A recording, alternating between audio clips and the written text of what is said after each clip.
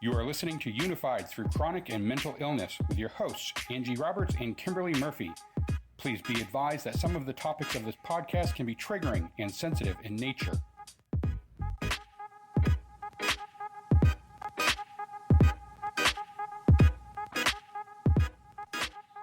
The best available research suggests that 75% or more of those who commit acts of sexual or physical abuse against others were also abused as children themselves.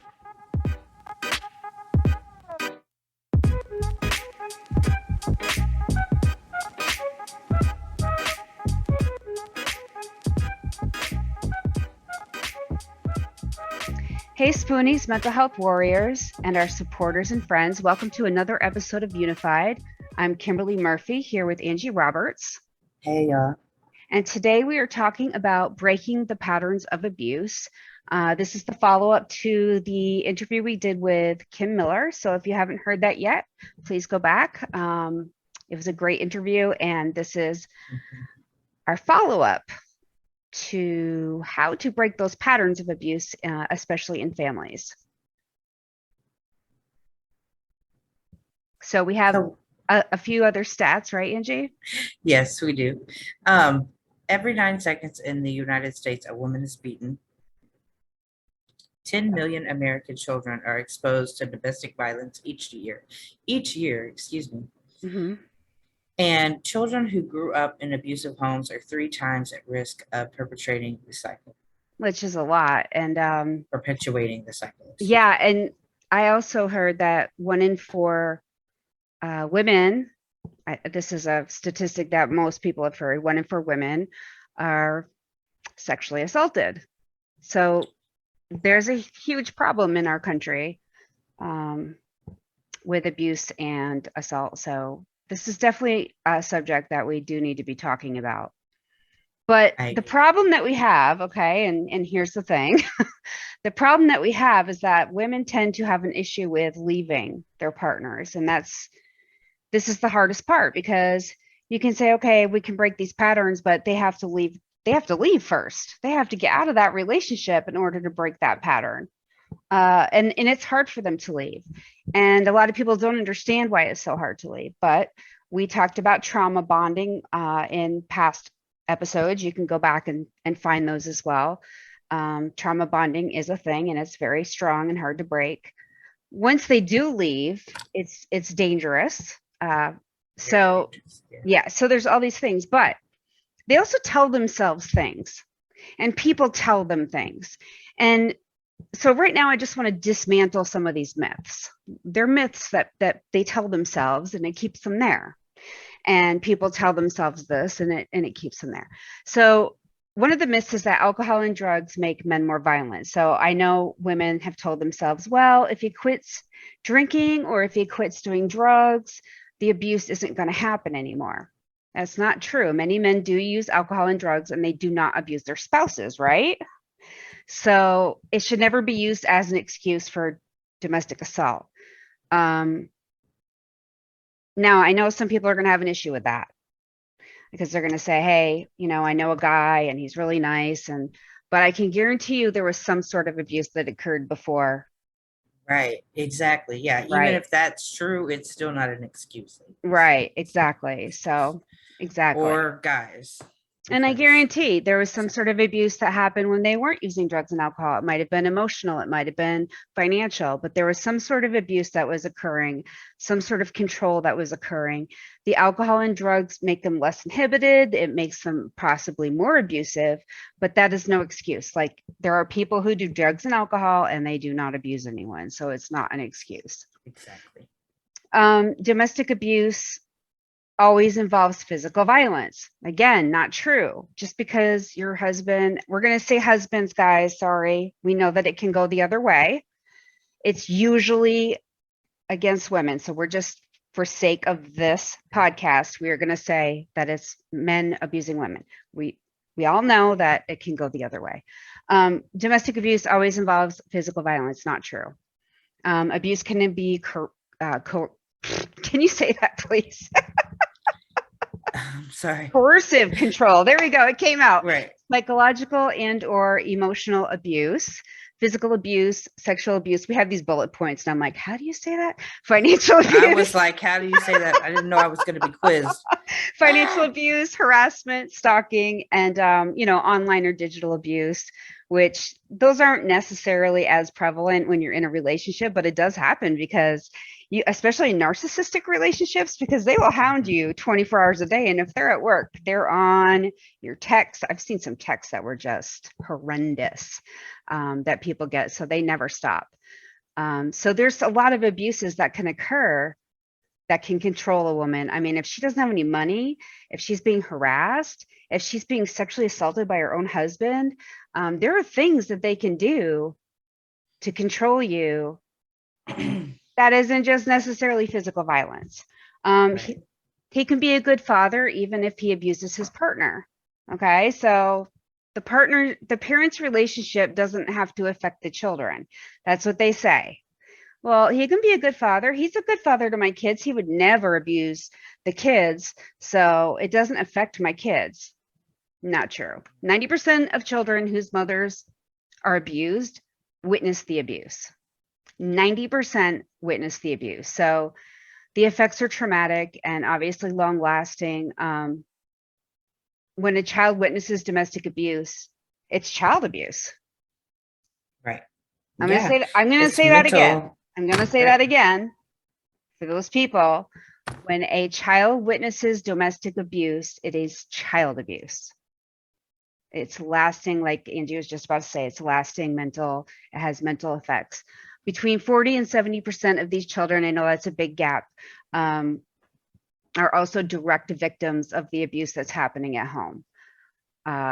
It's hard to pinpoint exactly the percentage because there's a lot of hiding. There's a lot of shame with the mom. There's a lot of hiding. Sometimes, like, think about those cases where you see it on the news and they finally find out that this child's being abused, and there's all these old breaks that they see in x-rays and stuff. So things get hidden a lot. I think that's why there's such a gap in that percentage, but I understand. But a lot of them are also direct victims in the home. So here's another one. She provoked him. Yeah, I just love that one. Yeah, so it's like, well, if she didn't push him, if she didn't do this, if she didn't do that. And a lot of guys will say this, they'll be like, well, she did this to me, she did that to me.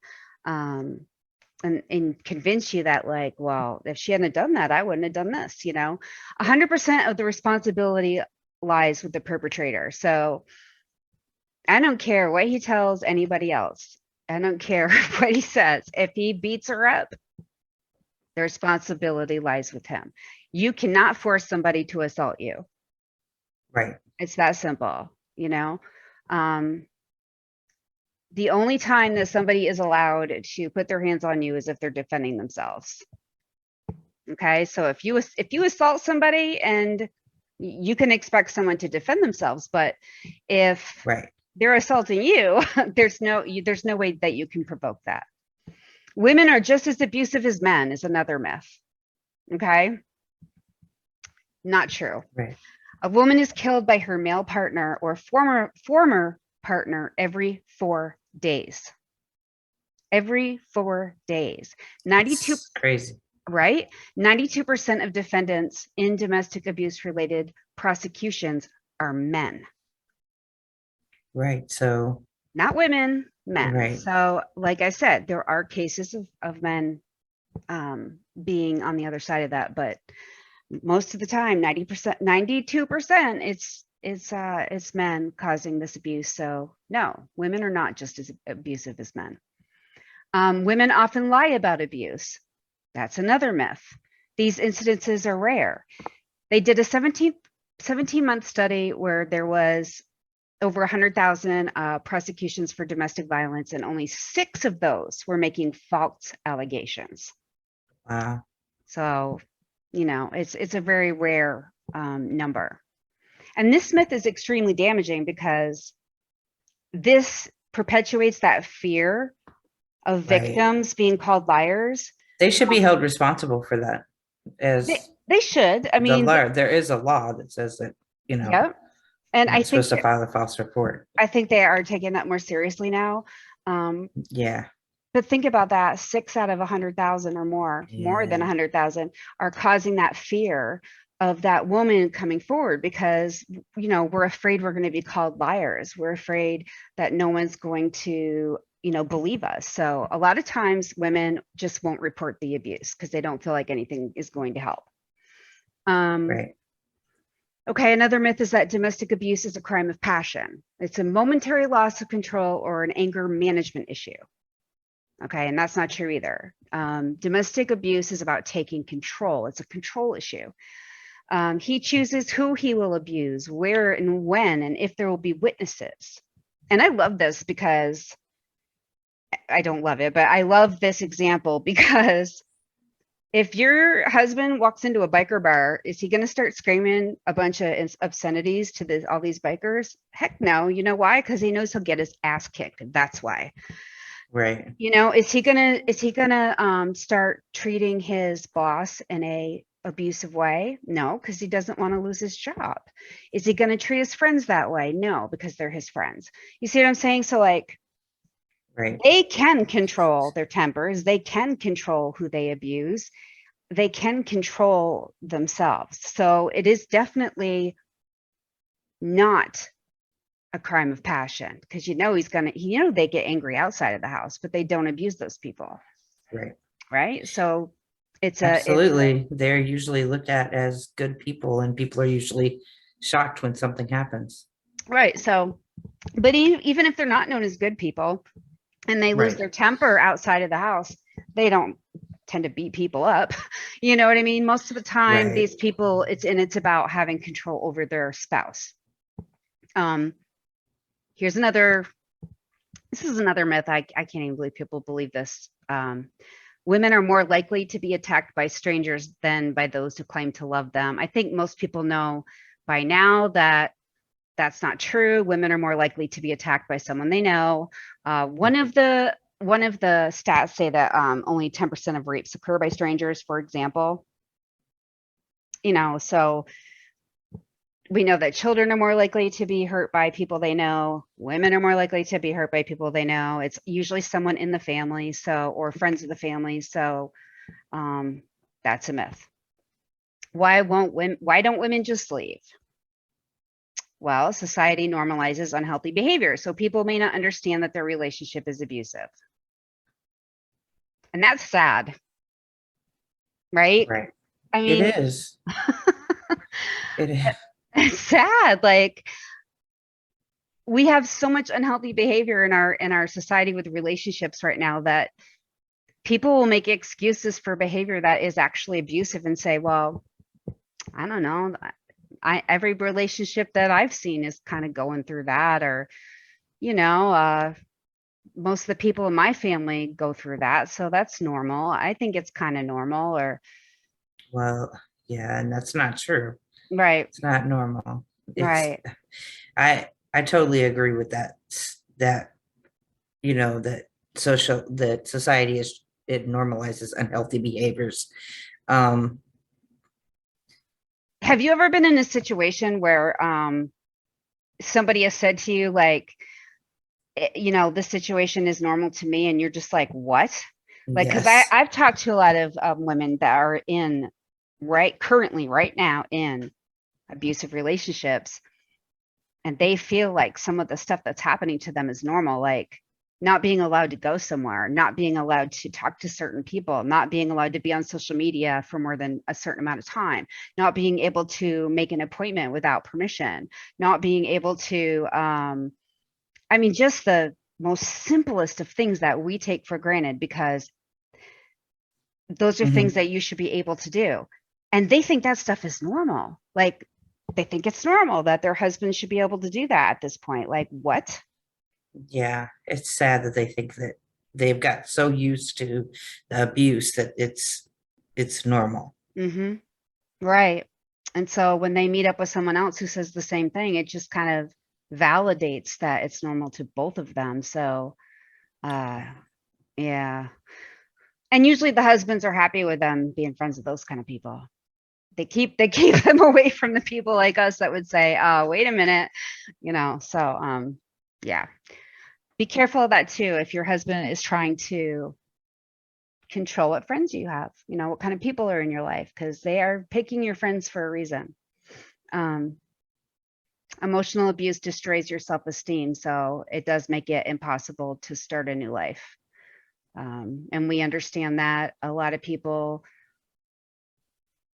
just like so when I was in, I'm going to make this more personal because Okay. when I was when I was in a abusive relationship, I seriously could not even, I was so confused that I didn't even realize it was confusion. I was so trapped in that relationship. Mhm. I did not even comprehend leaving because I felt so,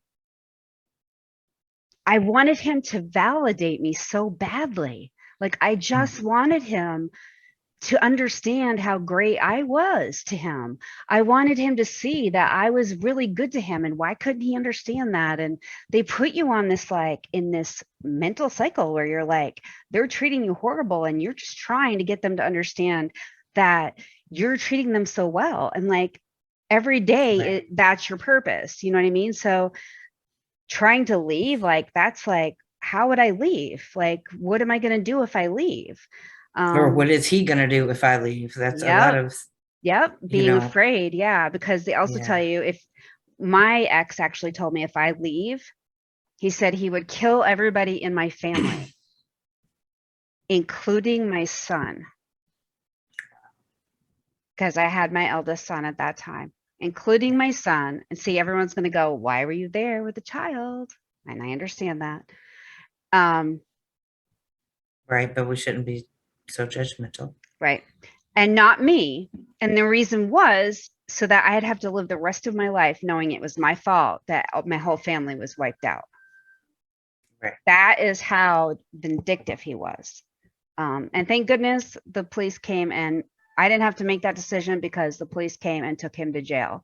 So thank goodness for me, that intervention happened. He got sent to jail. I didn't have to worry.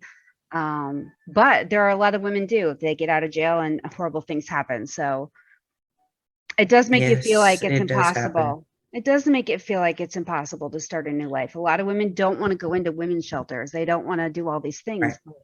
Yeah, it's hard to feel safe.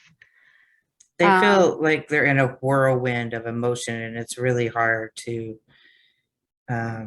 figure out what you should do and what you shouldn't do because you're so scared to leave, but you know that you should leave. And it's, I've been there. So it's like, it's between that and then also like they'll love bomb you.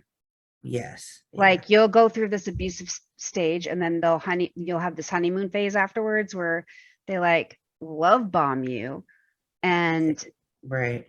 Then you're like, oh, well, maybe he really didn't mean to abuse me, or maybe that wasn't really abuse. Right. And then he really loves me. Yeah. I mean, I didn't even like, this is something that I said to my husband before I was able to get over all this trauma, right? Mm-hmm. I actually said to my husband when we first got together that I didn't trust my own judgment. I did not trust my own judgment. And he was just like, what? And I realized it's because of that relationship, because that's what happens when you're abused so much. You're abused to the point where you don't trust your own judgment. It's that confusing, and it goes right to your core. So like, you don't even know like who you are or what you can like, and we're talking like very powerful women who are extremely intelligent, women who have great careers can find themselves in this situation. So make no mistake about it. It's not just these girls who are, people are like, oh, these girls are so dumb. No, they're not. They're abused. They're traumatized. They're traumatized, right?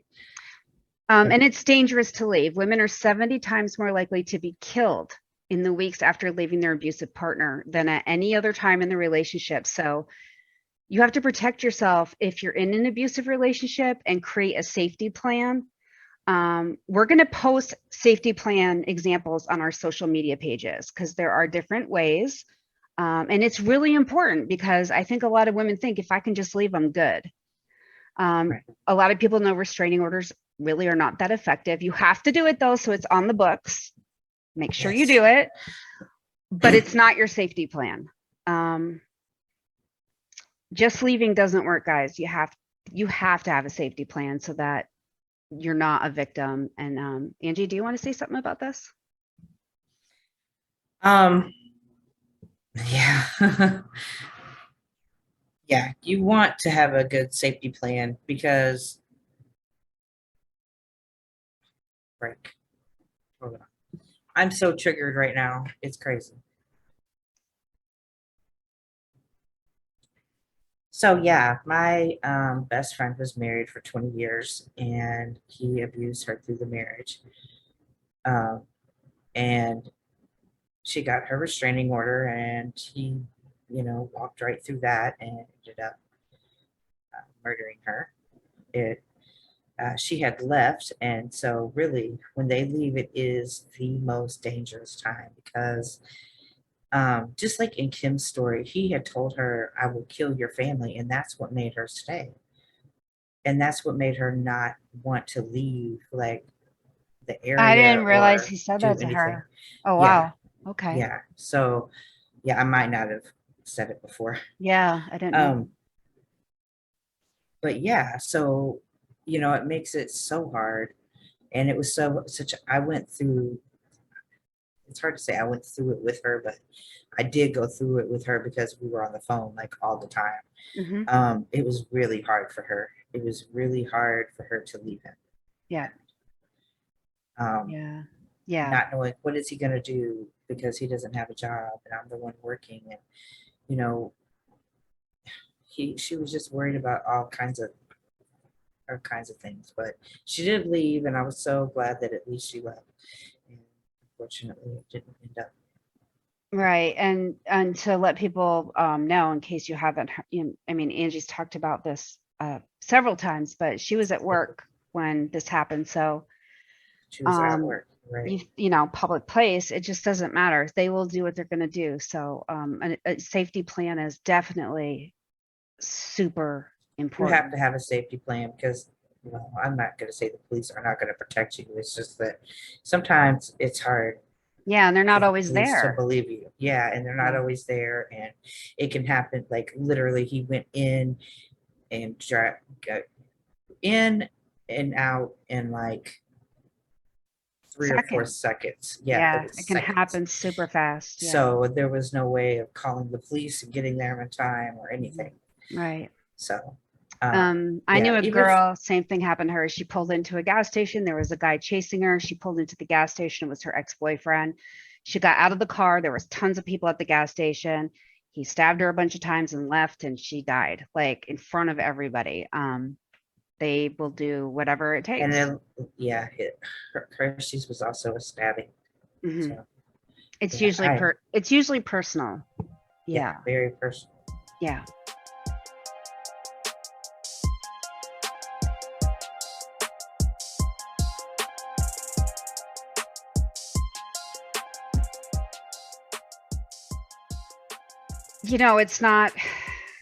It's not just hard to break up safely, it's also hard to escape the cycle of control. Mm-hmm. So on average, a woman will attempt to leave like 7 times before leaving for good. And that happened to me.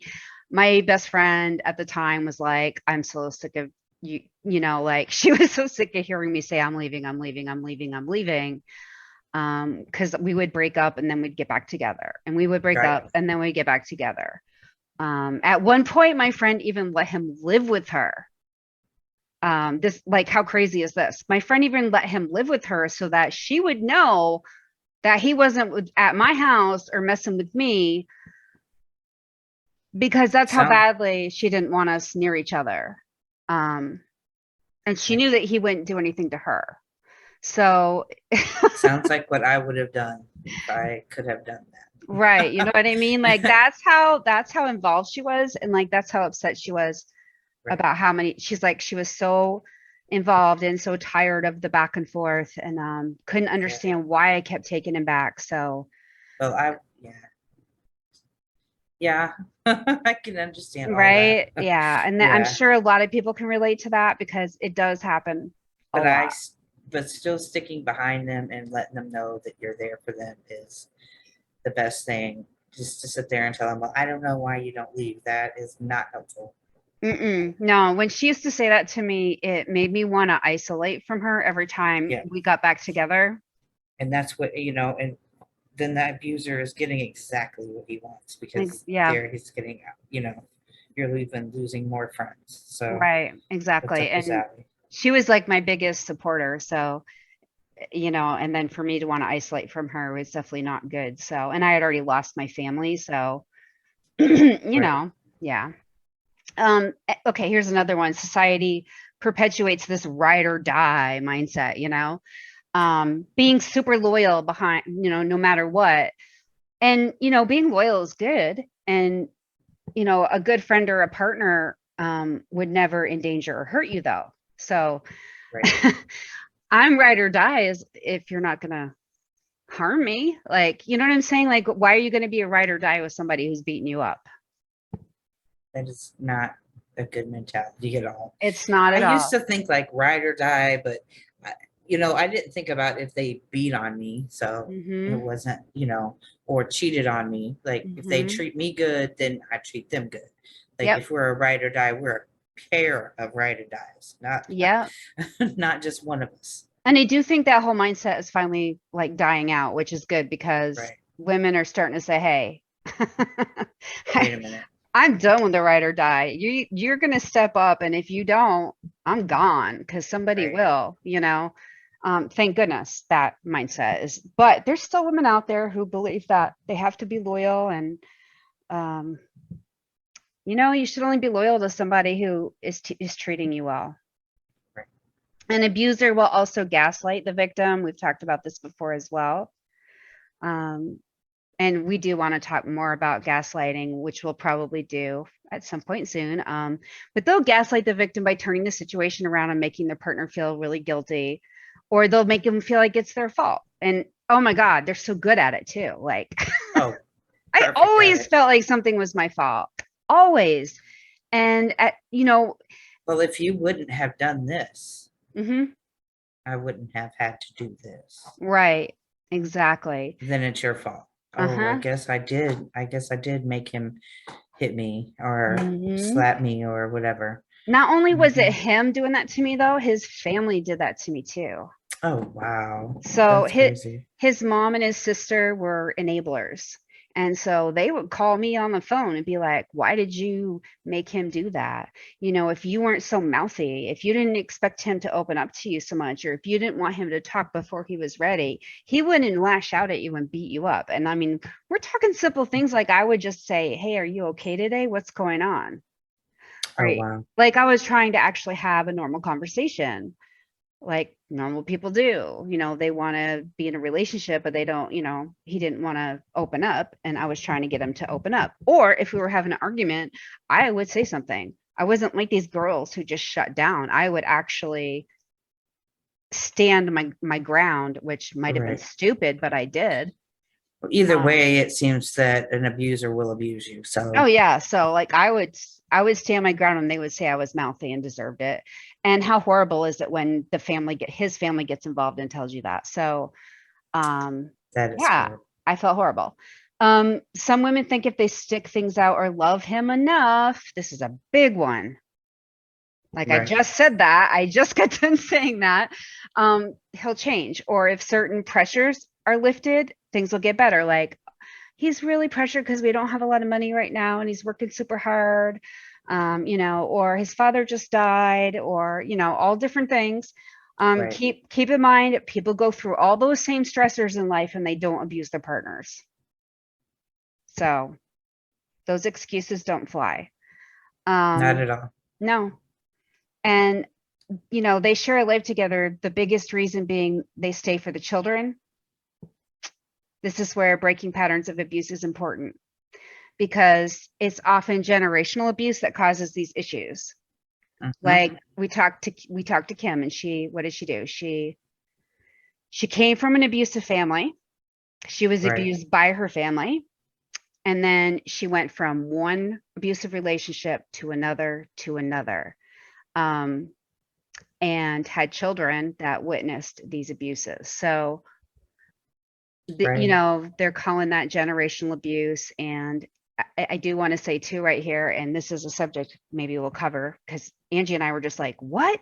This is like a new, there's a new type of, they're studying this right now. It's really new. It's called intergenerational trauma, I think. Yeah.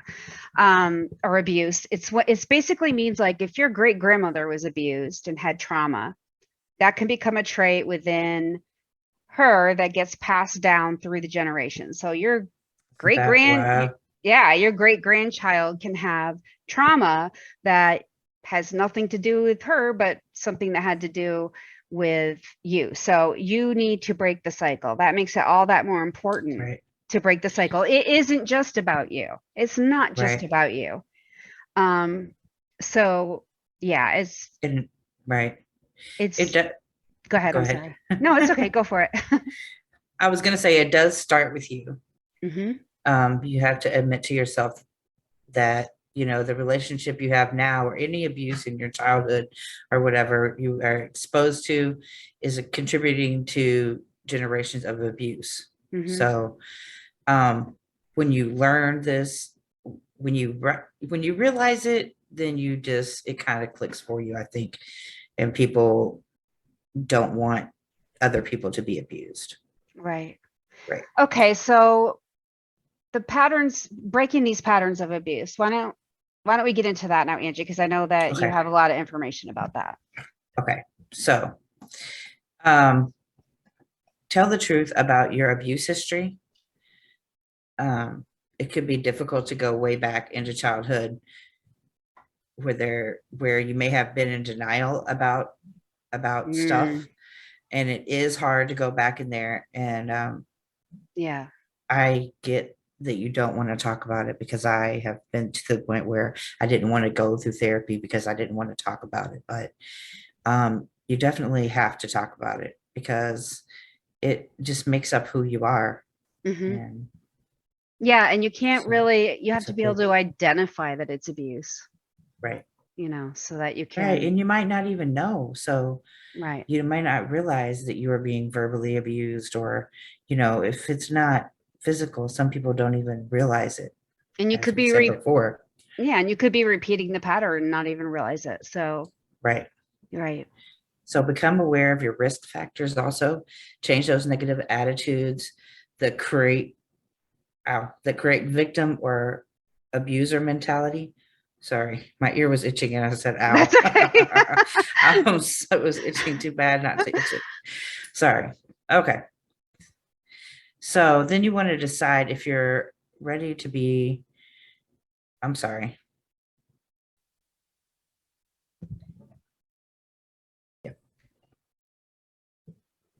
Another risk factor, decide if you're ready to be a parent and learn parenting skills that would ensure that you will not become an abusive parent and pass on neglectful or abusive family patterns.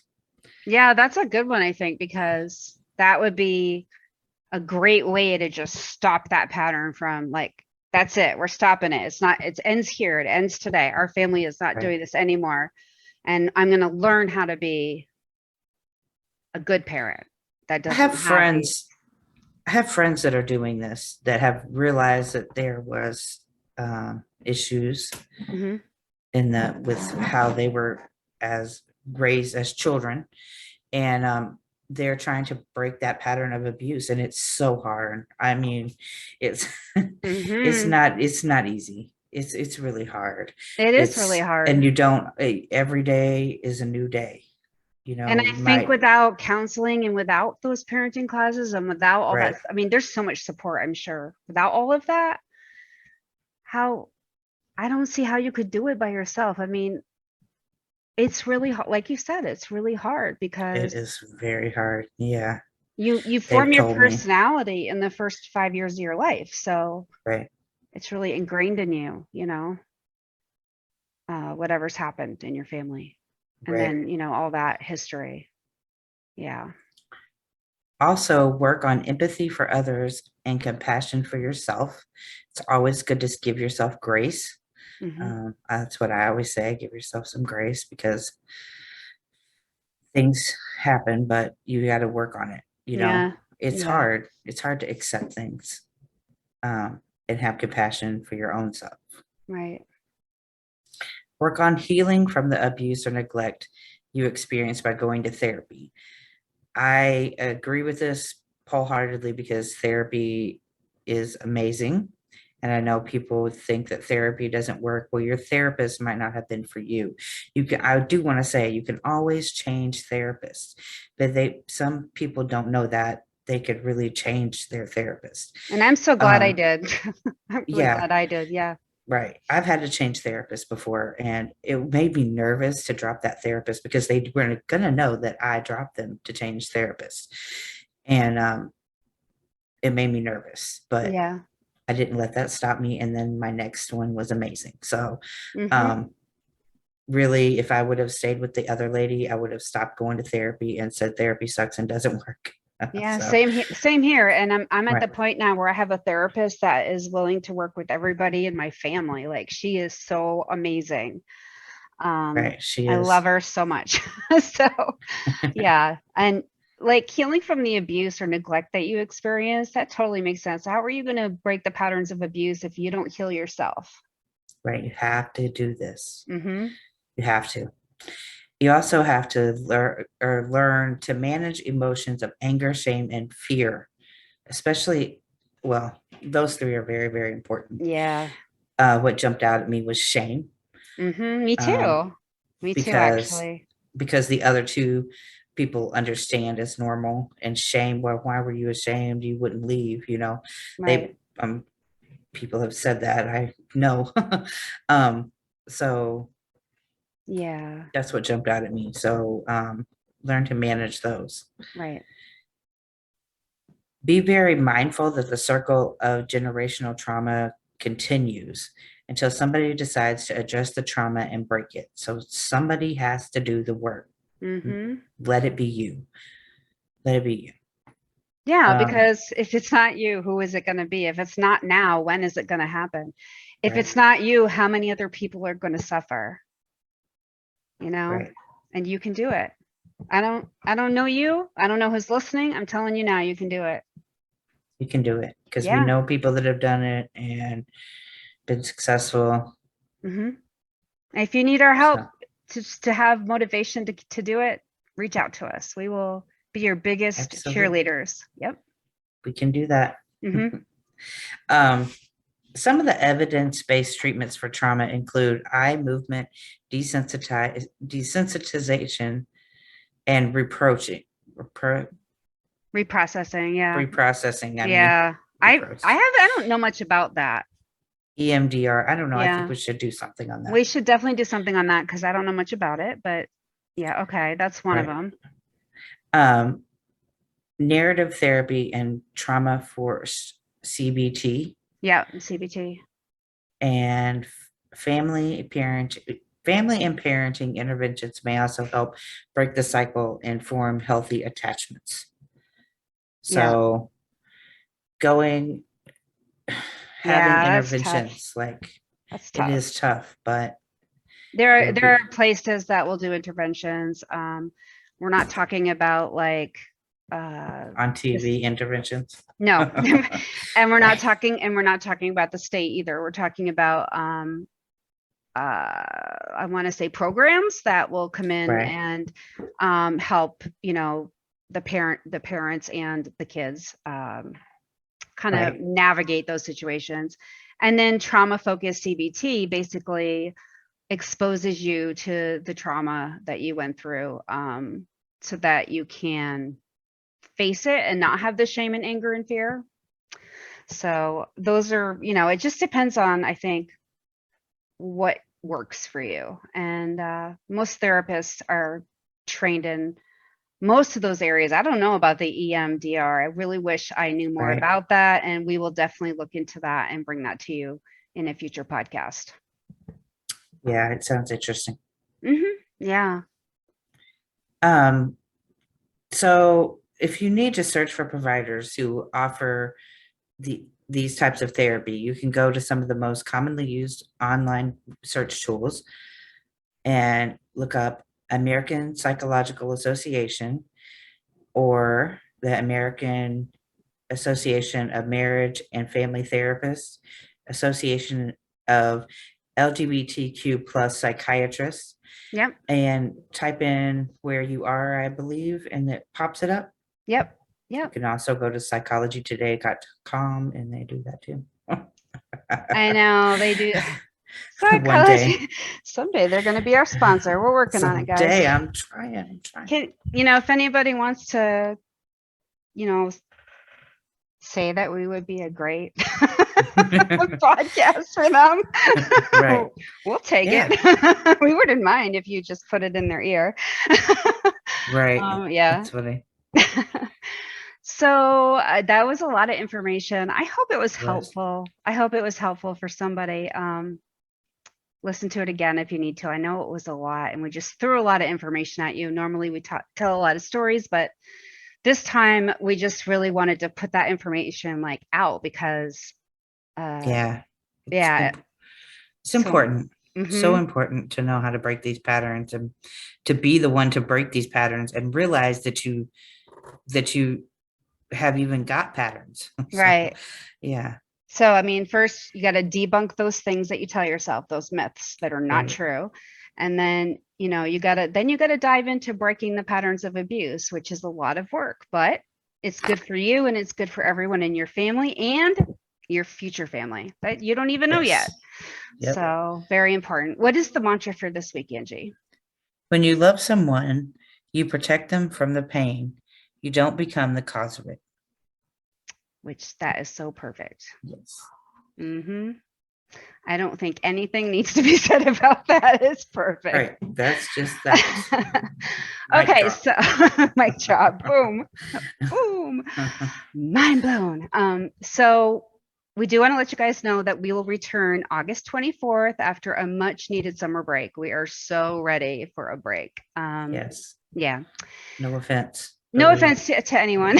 We did take one last summer. We're a little late taking our break now. So we are ready for a summer break. In the meantime, please like, share, and comment on our content because our algorithm is, again, not doing well. And we've realized, it's not just enough to like and share. You actually have to comment and engage with us. So please do that, even if you just say great post or whatever, just so people can see us on social media. And our social media pages will be announced in just a moment where you can find all that. We hope you are all staying safe, enjoying your summer, following your treatment plans, and are all healthy.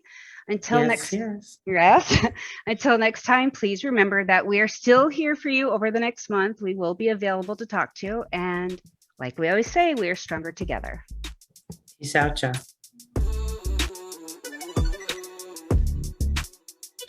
Unified through chronic and mental illness can be found at anchor.fm/unified. There you can find all social media links as well as other ways to listen.